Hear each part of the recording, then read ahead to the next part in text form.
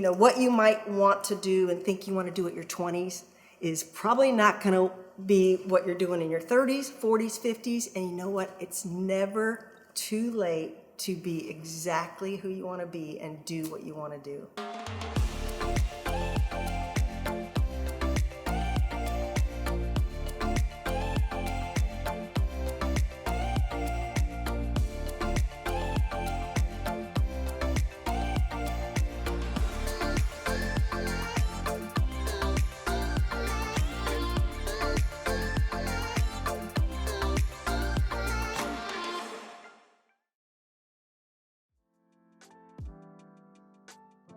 Who I am? Well, let me tell you, I was fortunate enough, I grew up in South Lake Tahoe. My father actually started the South Lake Tahoe Police Department, was recruited from Torrance PD. He was a motorcycle cop there, which became my love for motorcycles. And I just had like a Leave It to Beaver childhood. Those in my generation know what I'm talking about. Snow skiing all winter, backpacking the lake in the summer. It was amazing. And then fast forward, went to San Jose State, got my degree, and pretty much have been an entrepreneur ever since. I remember even as a child selling something. I had the lemonade stand or the cookie stand. And another story, at one time I came home from Christmas after sharing, or we went away, and I had two little hamsters, and I came back and there was like 30 of them in the thing, So I had no idea, but I even sold those. I think I was 6 or 7, so I sold baby hamsters. So ever since then I have. But what took me to Texas was a direct sales company that was out of Dallas. So I was commuting for quite a while to Dallas, and then actually moved in 2019. And that's where I happened to meet my keeper husband. He was in the same company. But back a little bit, obviously I was married before, because I have a son now, Adam, that's 37, married, 2 beautiful grandbabies, and just living life. Enjoying, I've always been independent. I've always been the true optimist, I was accused in high school by a girlfriend, you always look, through rose-colored glasses. And I just said, the view's better. I choose to be happy.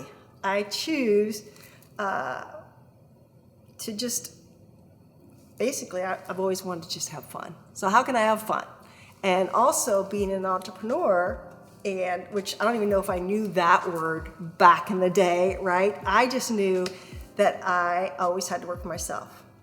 Since I graduated college, 100% commission only, right? Independent, with multiple companies. But the option for me that was it. I couldn't imagine ever working for somebody. So in Texas, like I said, that's where I met Spencer. That's what he goes by. I didn't know his first name for probably a year, right? Because he goes by Spencer, but so it's Spencer, and Cheryl Spencer. And, it's just about, we have fun. We ride motorcycles. 3 years and 2 months ago, I started with another company, Color Street, which I absolutely love. I never thought I'd be selling nail polish strips, but it's so much more than that. And that's just really been taking off. I think a lot of what I've done over the years has prepared me for this. I was always looking for that company that you could just really get into. And I've had a couple, but this truly has been a journey. And even during COVID, everything, the company just took off, and we're expanding. And since then, because I have a pretty good sized team, and we love to ride motorcycles, we love to travel. Anything tropical is our favorite. Why we don't live on a beach somewhere is beyond me, and a warm beach. He doesn't consider California water warm. So we bought a 45-foot fifth wheel toy hauler. and started taking that on a few trips to have fun, bring the motorcycles, do some trainings for my team, and just living life, just having fun.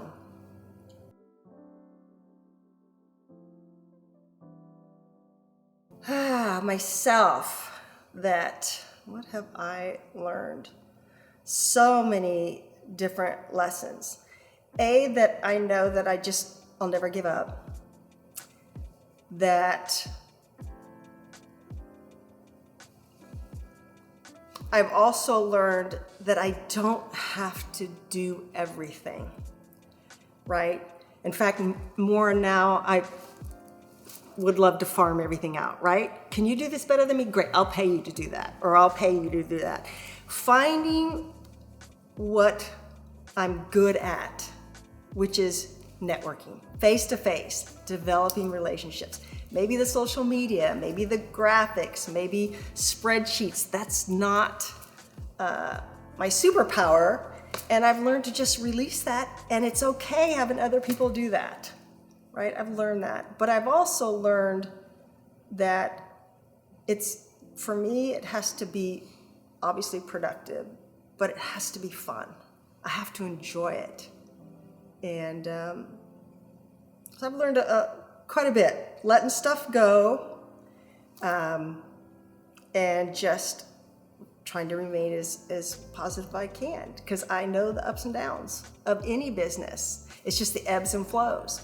But for me, it's always been not an option to do anything else but work for myself.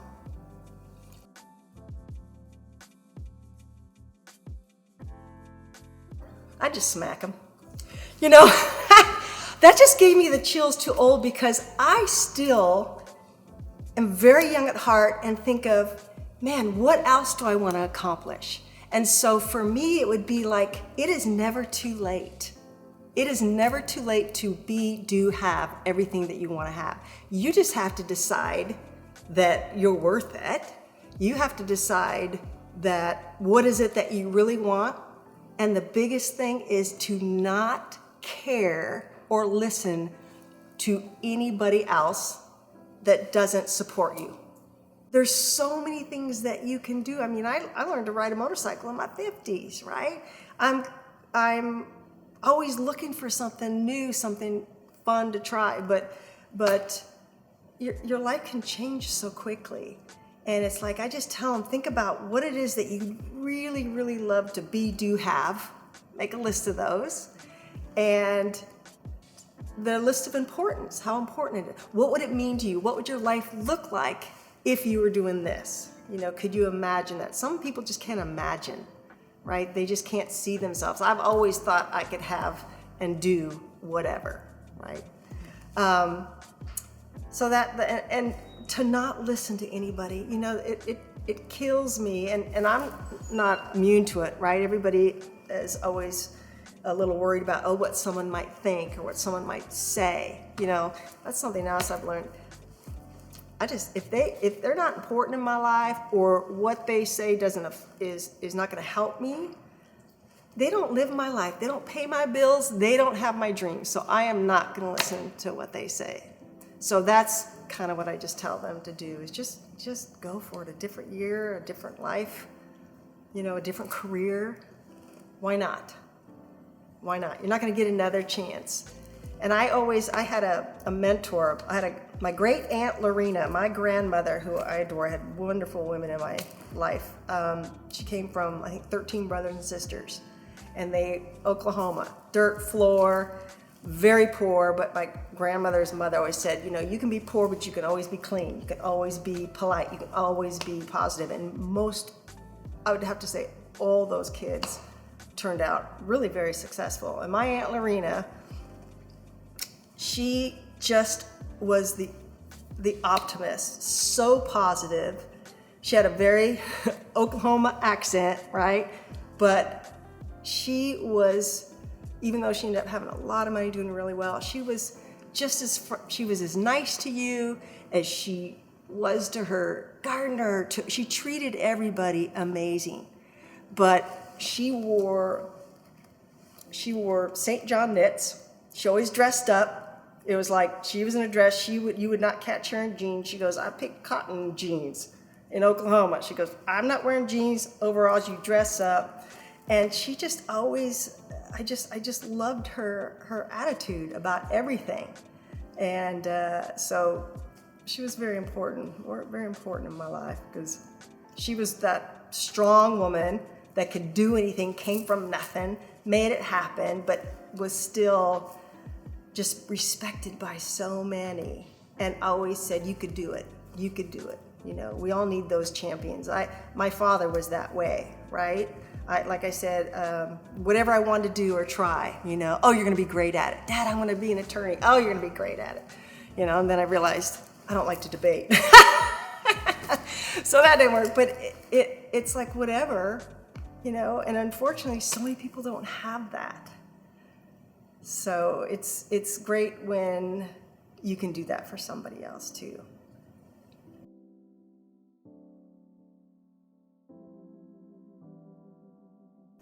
The biggest thing is I've accepted that that's just part of business and being an entrepreneur, that it's not always unicorns and fairies. Sometimes it's fire ants and rattlesnakes, right?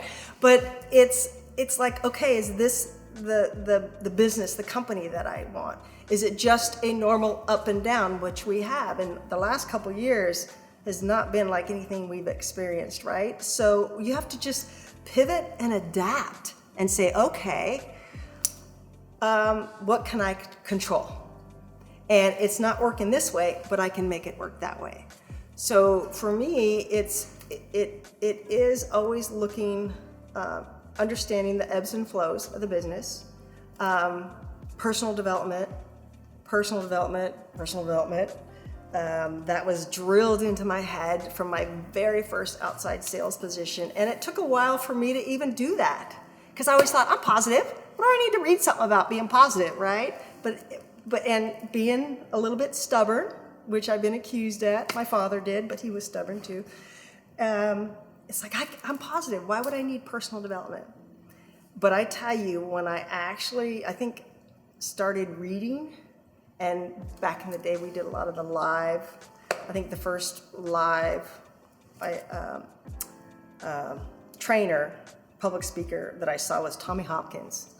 Do you remember? I don't. From that to starting the books really changed everything. Because anything you do, and I'm sure that you would agree, the success and failure, everything is right in here. You know, people say I'm not a morning person. Well, you choose not to be. You can say you are. You know, I'm a fanatic on time. I've been a fanatic about being on time since I was little. Late, no late. But just so to stay positive and get through those tough times is remember why I'm doing what I'm doing.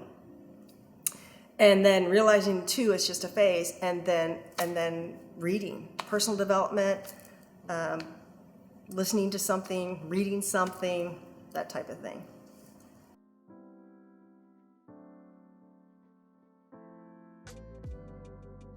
Well, I think everybody needs a coach and a mentor, because you got to be careful about who you choose to be a mentor with. You know, what is it that you want them to help you with, or what do you look for them?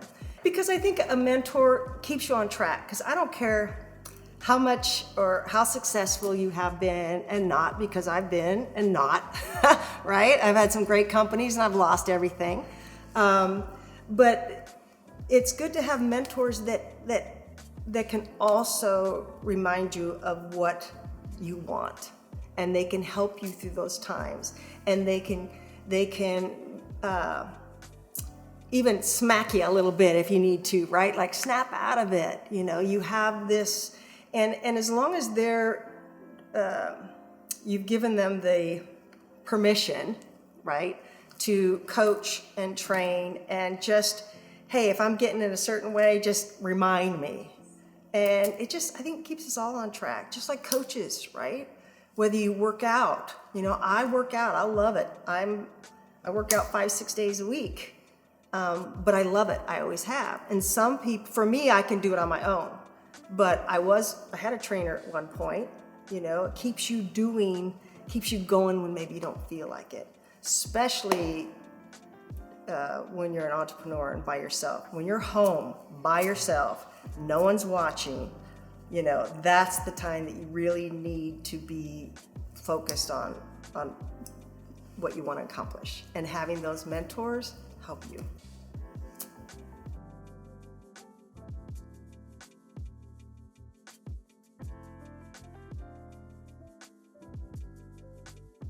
You know, I don't know. When it comes back to that question, I just really love to see people going for it, living their best life. I feel like I'm still, you know, I'm in my best life, but there's new chapters, right?